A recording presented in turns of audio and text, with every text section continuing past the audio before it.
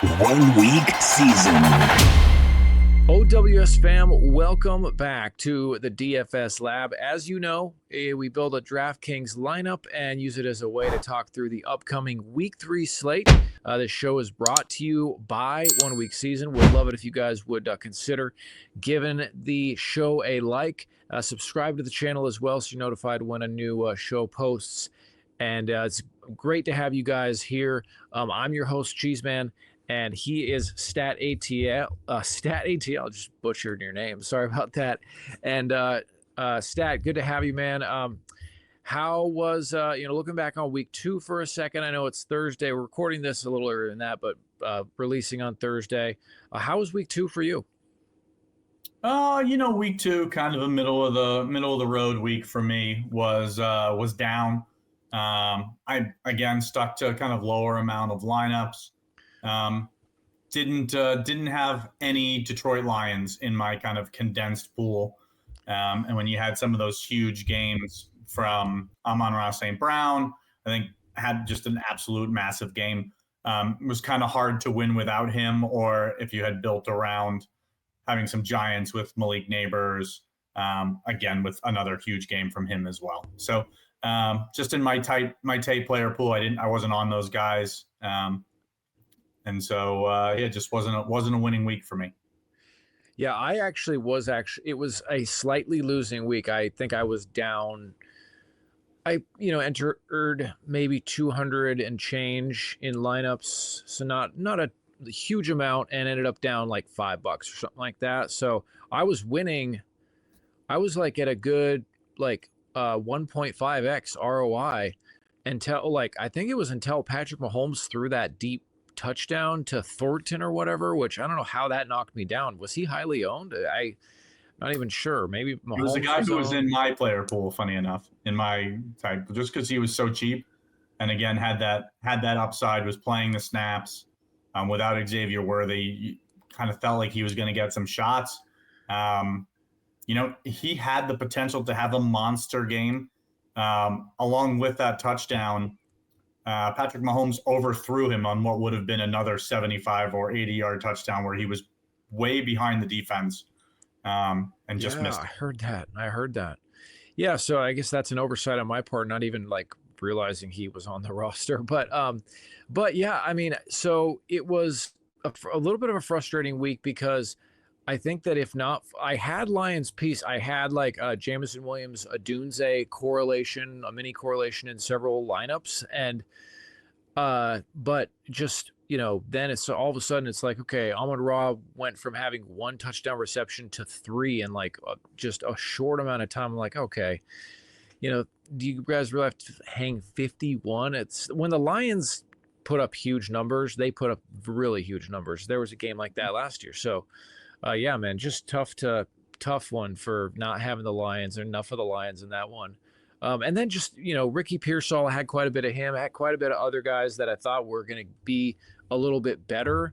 And Ricky Pearsall only ended up with 9 fantasy points. And I think that was what he had at the half. So a bit disappointing, but that's okay. Maybe week 3 I always, try and be pretty just, not take anything too seriously these first 4 weeks because we're still kind of getting it figured out. Let me pull up last week's lineup real fast. And let's see here. There it is from last week's lineup. Now, you did calculate this. It came just shy of the cash line, correct? Yeah, I actually played it in the $5 or the $12 single entry. And it scored 138.8. And the cash line in that contest, along with most of the single entries, was somewhere between 140 and 142. It was 140.6 or something like that in that particular contest. So it was 1.8 points short of cashing. Again, we're not playing for the cash line, but we cashed week 1. This one was close week 2. Not bad for rosters we're building on Tuesdays. Absolutely, man. I mean, again, certainly knocking on the door. This one was. Just a little bit bigger performance from, Kyron Williams, or just one of these guys, could have definitely made it. I mean, even Booty, hey, Sean Booty, He caught one touchdown, but just didn't get a whole lot of love in terms of target share in this game. So many ways we could have gone over the top with this one, but still 2 straight solid builds, one that's cashed, one just shy of cashing. So certainly a good start to the season. Yeah, agreed. Hopefully we can keep that going again this week with another solid build for the listeners and viewers on YouTube. Absolutely. With that, let me pull up DraftKings, and you want to just jump into kind of our typical like 12, 27, 50 single entry here? Yeah, that's generally where I focus as a DFS player. It's where I've had my most success is in these single entries.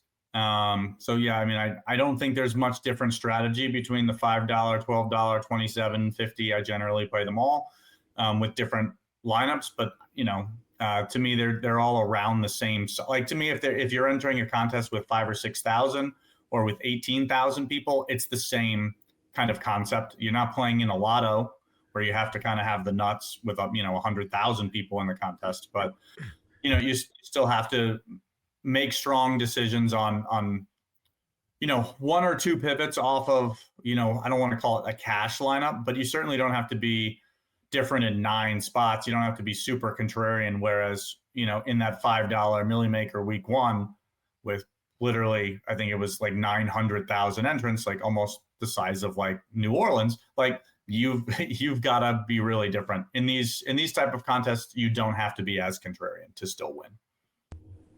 Yeah, absolutely. And like you've said many times before, like you don't need the nuts to win in these. You still have to like have obviously an incredibly well built and lineup that things go right, but your mindset in terms of how you're building your lineup is different in a contest like this. This is all pull it up into the fair catch here, the $12 single entry. This is 15,000 to first. Only 1.5x minimum cash. A lot of times I thought these $12 ones is like a 2x, but maybe DraftKings is moving away from that, which is not a huge deal. Again, we're not playing for minimum cash. Anyway. Yeah, 15K is still a solid return on $12, and they pay out a decent number of positions with first place not even being 10% of the prize pool. Like this is one of the flattest payout structures of any of the contests, and for those 1 week season subscribers or those who follow 1 week season on Twitter/X.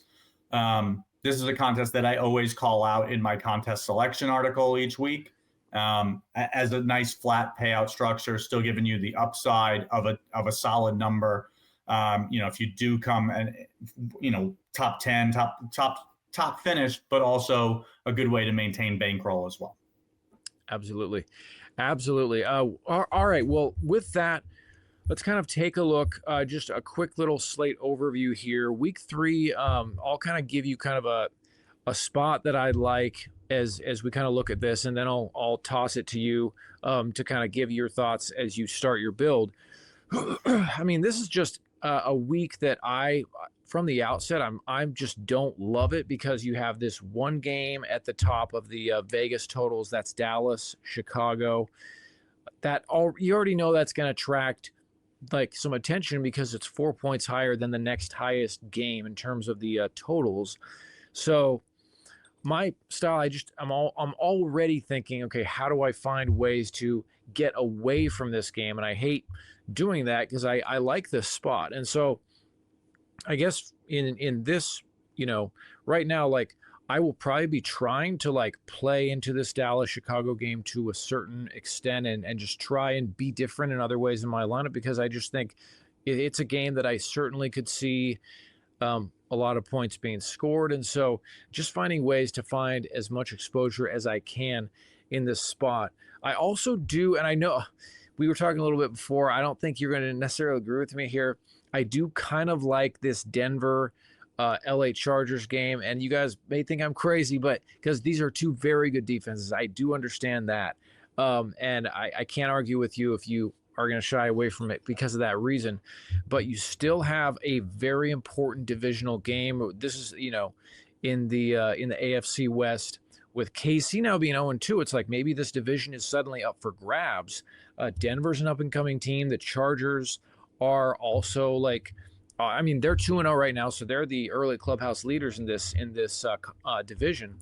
So when there's a lot at stake in games like this, sometimes like offensive players just make big plays, and you certainly have weapons on both sides. Not as elite maybe as the top. So, I mean, I absolutely do see the argument either way for either playing or not playing this game. But yeah, I mean, if, an early touchdown, say the Chargers score an early touchdown, Denver feels like they have to respond. I feel like this will be a game that if points are scored, the other side will feel like they need to be aggressive in order to and so because of that, maybe this game ends up being a sneaky shootout, maybe not. But that is a spot that I at least am toying with in my mind. With that, I'll throw it over to you. Yeah, I mean, I just finished doing my my first look, which is out on the 1 week season Discord.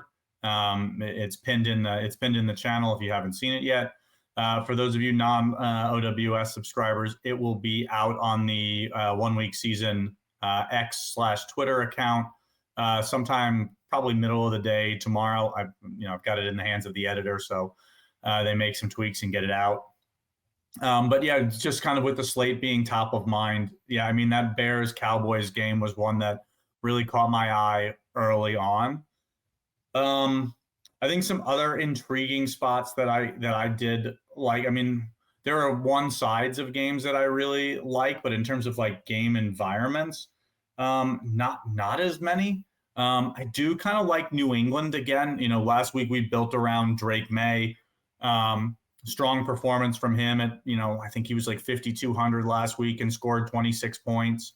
So strong performance from him. Again, another situation where I think it's really intriguing for him. The Steelers are kind of coming off games where they've allowed 266 yards and 295 total yards and multiple scores to Justin Fields and Sam Darnold already, neither of which are like world beaters.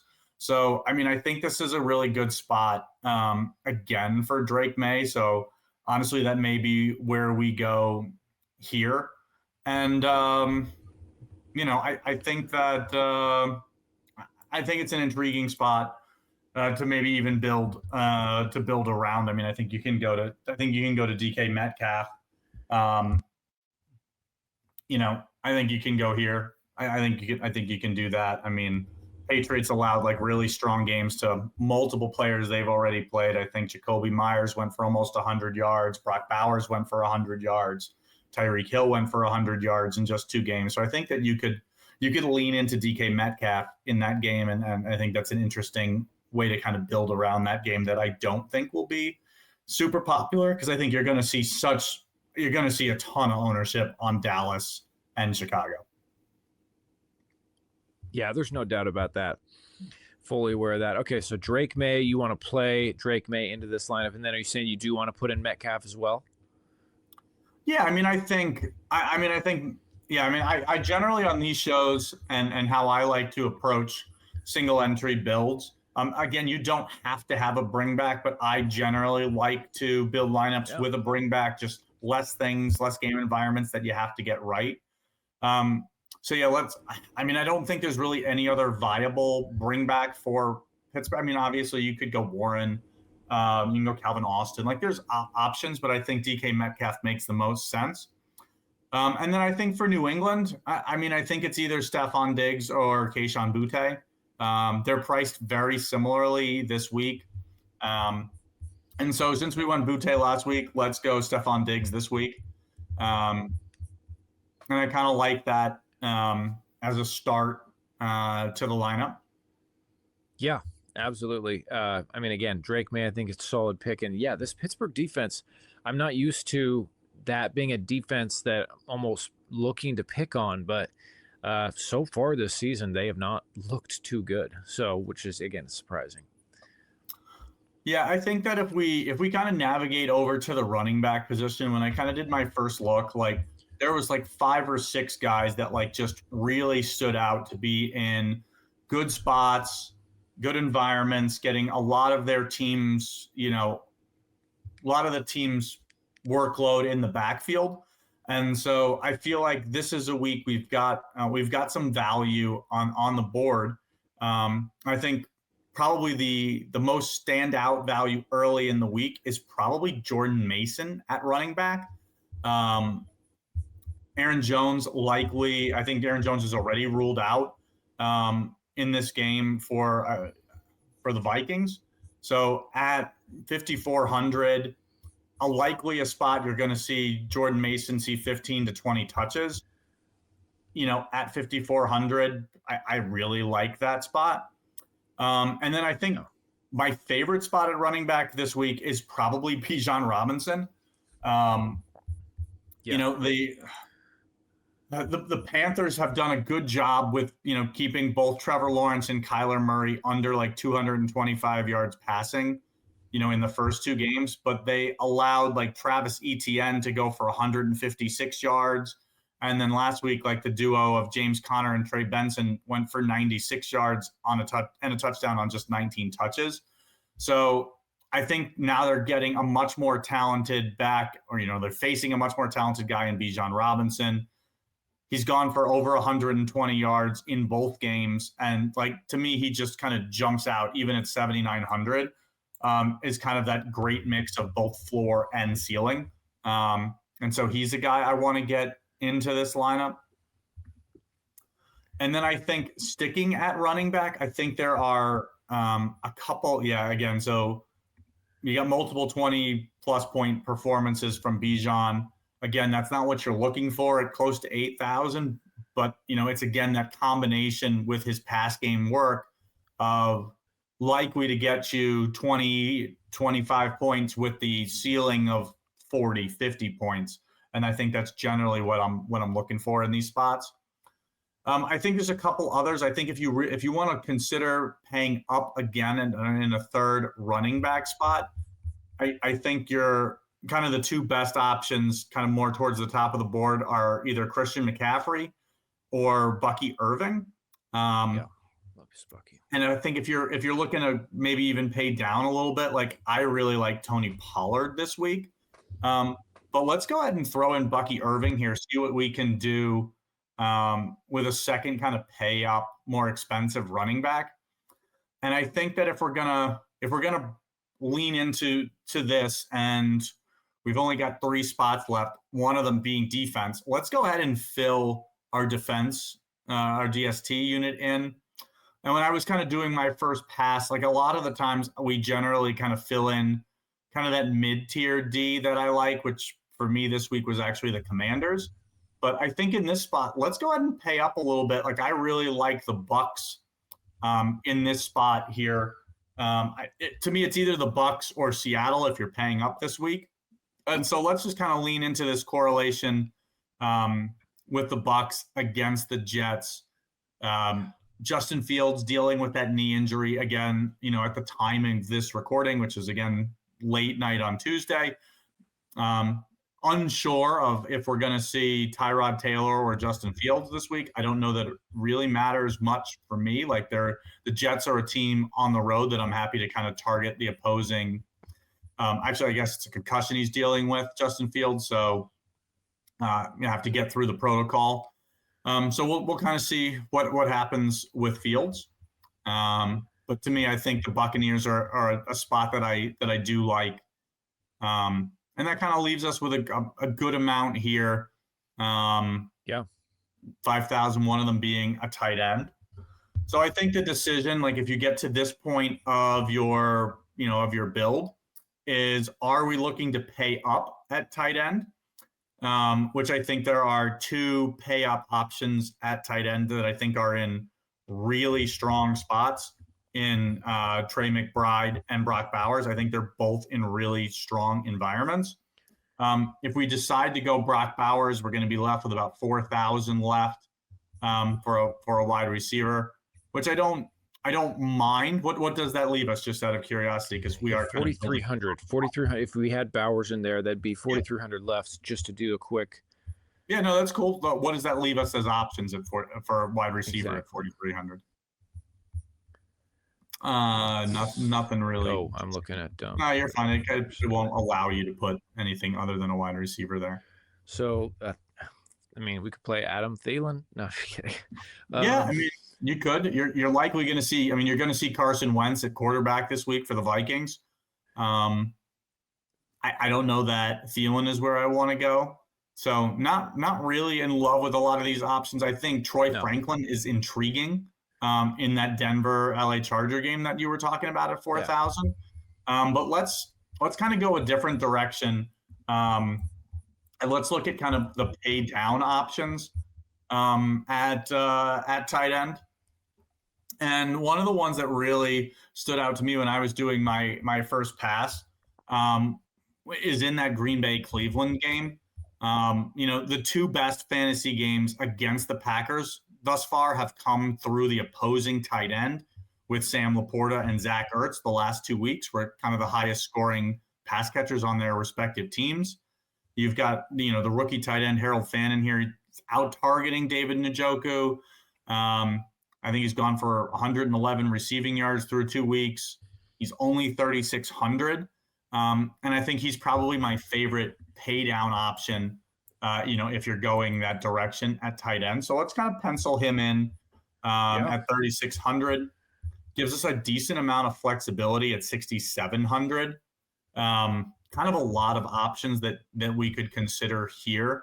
I don't think I would want to go Garrett Wilson as I'm kind of betting on the Bucs D. I think Deebo Samuel is interesting, a guy that I kind of wrote up in my first look. But I think my favorite in this range is Jackson Smith-Njigba. Seattle has really leaned on him this year. Both of New Orleans' opponents through the first 2 weeks, Marvin Harrison and Juwan Jennings. So each team's kind of de facto wide receiver one had their best game of the season. Again, we're only 2 weeks through, against New Orleans. So JSN coming off back-to-back double-digit target games, 100 plus receiving yards in both. And I think at 6,500, he's probably just one of my favorite wide receiver plays on the entire slate. He's just a spot, a game environment that I really like. I think that if we did lean into JSN, and I'd like to do that here, I think you could keep Harold Fannin. If we have the money, I think you could get up to Juwan Jennings as well. I don't actually know if that fits. He's pretty close. I think he's 38 or 39. 39. He's 39. So we'd be 100 short on that. Okay. So yeah, I think if you wanted to lean into that correlation and kind of play for that to be a little bit more of a back and forth type game, you could certainly do that. Come off of Diggs down to Kayshon Boutte like we did last week. Save that couple hundred and make that correlation. But I'm kind of okay with the build just as is. I don't think you have to have every piece being correlated. We've got some good correlation between Maye, Metcalf, and Diggs, and Bucky Irving and the Bucs D. I don't mind having a few one-offs in this lineup, especially with Jordan Mason being in such a strong spot, with Bijan Robinson being in such a strong spot. I don't feel the need that we have to force another correlation here. I mean, you certainly can. And I think if you did, that's how I would do it with Juwan Johnson to Harold Fannin. I'd make that swap and then go down from Diggs to Boutte. Yeah. Love it, dude. Absolutely. That is the build there. Quick housekeeping, as you guys can see the banner below. Week 3 only, $1 1 week pass to the BINK machine. You can test out 1 week seasons. That's the optimizer. You can build multiple lineups.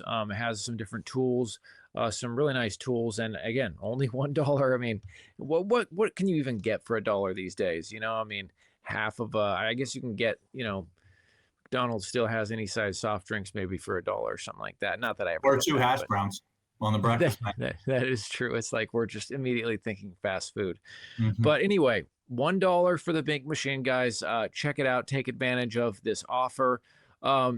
Stat, great build. Now, for those of you listening on the pod, what Stat ended up finishing up on here was leading it off with Drake Maye. pairing him up with Stephon Diggs, and then the bring back of DK Metcalf, and then Jordan Mason, Bijan Robinson, and the 2 running backs. The other receiver spots was Jackson Smith and Jigba. Fannin Jr. tight end, flex Bucky Irving, and the Buccaneers defense. So you got a lot of different correlations there, Stat. I like it. You had obviously the initial kind of main stack of that New England Pittsburgh game, and then maybe not as more of a sneaky secret than maybe it used to be. I feel like that correlation of the running back defense stack you used to get more airtime for some reason, but it's still very effective, and definitely they're still correlated. So I like that you threw that in there. Yeah, great building. Any other thoughts before we send this one away? No, looking forward to hopefully seeing some more OWS avatars atop of leaderboards again this week, and hopefully we get some more listeners to this YouTube that aren't 1 week season subscribers to head on over to the site and check us out for a week. $1 for the big machine. It honestly really hard to beat that, to get an optimizer for $1. Yeah, absolutely. Great way to try it out. Guys, check it out. Check out 1 week season. We appreciate you spending the time with us here on this Thursday or Friday, wherever you're watching. Stat, as always, thank you for the time, brother, and good luck this week. Thanks, Cheese.